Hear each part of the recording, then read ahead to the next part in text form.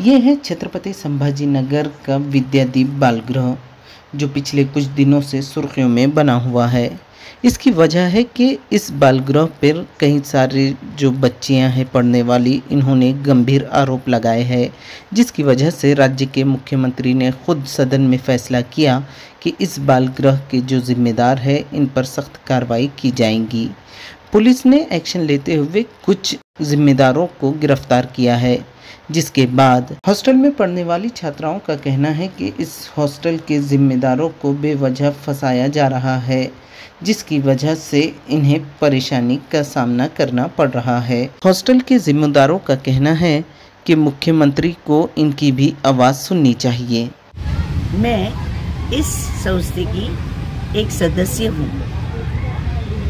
मुझे हमारे विद्यादीप बाल गृह 100 सालों से भी ज़्यादा वर्षों से चालू है, हम इसको चला रहे हैं और इस विद्यादीप बाल गृह से हजारों लड़कियां निकलकर समाज में बहुत अच्छे काम कर रहे हैं और अच्छे पोस्ट पर भी हैं। मुझे न्याय प्रक्रिया पर पूरा विश्वास है कि हमें उचित न्याय मिलेगा। आमचे हे विद्यादीप बालगृह 100 वर्षापासून चालू आहे। ह्या बालगृहात बऱ्याच हजारो मुलींनी शिक्षण घेऊन आज समाजामध्ये चांगल्या पदावर आहेत आणि आमचा पूर्णपणे न्याय प्रक्रियेवर विश्वास आहे की मुख्यमंत्री साहेबांनी आमची बाजूची देखील दखल घेऊन आम्हाला योग्य असा निर्णय मिळावा। मुख्यमंत्री देवेंद्र फडणवीस के आदेश के बाद जब छावनी पुलिस के पुलिस अधिकारी व कर्मचारी इस हॉस्टल में पहुंचे तो यहाँ की छात्राओं ने विरोध किया और कहा कि इनके हॉस्टल को बदनाम करने की कोशिश की जा रही है और जिन सिस्टर्स को पुलिस ने गिरफ्तार किया है इन्हें दोबारा रिहा करना चाहिए। इस बालगृह में एक स्टूडेंट हूँ, मैं भी यहाँ पर बहुत साल रह चुकी हूँ। यहाँ पर हमको बहुत अच्छा व्यवहार किया जाता था, सब सिस्टर लोग हमको बहुत प्यार से और अच्छे से सबको एक दूसरे को सबको एक समानता से प्यार करते थे। खाना पीना हमारा सब कुछ बहुत अच्छा था, लेकिन अभी ये सब उनके ऊपर आरोप लगाया जा रहा है तो मुझे बेहद दुख हो रहा है कि ये सब आरोप गलत लगाया जा रहा है। नमस्कार, मी कोमल सरोदे। मी हा व्हिडिओ एवढ्याकरिताच बनवतीये जे की सध्याला सोशल मीडियावर फार व्हायरल होतोय। विद्यादीप बालगृहाचा जो व्हिडिओ आहे तर ही फक्त एक फेमस होण्यासाठी केलेली गोष्ट आहे, ही तर साफ कळतीये। कारण की आम्ही स्वतः तिथे राहिलोय, आम्ही ह्या गोष्टी अनुभवल्या आहेत। आम्ही एक नाही दोन नाही, आम्ही लिटरली 10 वर्ष तिथे काढले आहेत आणि आमच्या अगोदरच्या बॅचने सुद्धा 10 वर्ष त्या ताई राहून गेलेल्या आहेत। तर ह्या सगळ्या अनुभवावरून आम्ही सांगू शकतो की विद्यादीप बालगृहामध्ये अशा प्रकारची छळवणूक होणं हे खरंच पॉसिबल नाहीये। नमस्कार, माझे नाव कमल मधुकर बुट्टे। मी विद्यादीप बालगृहातील माजी विद्यार्थिनी आहे। मी 1ली ते 10वी 10 वर्ष विद्यादीप बालगृहामध्ये शिक्षण घेतले।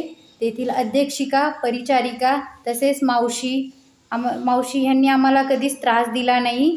आम्हाला जीवनावश्यक वस्तू सगळ्या काही पुरवल्या जायच्या, तसेच धार्मिक दबावही आमच्यावर कधीच आणला गेला नाही। आम्हाला आमच्या धर्मानुसार प्रार्थना करावयास सांगायचे, तसेच कोणत्याही प्रकारचे छळवणुकीला आम्ही कधीच बळी पडलो नाही। आम्हाला त्यांनी खूप आपुलकीने प्रेमाने वाढवलं।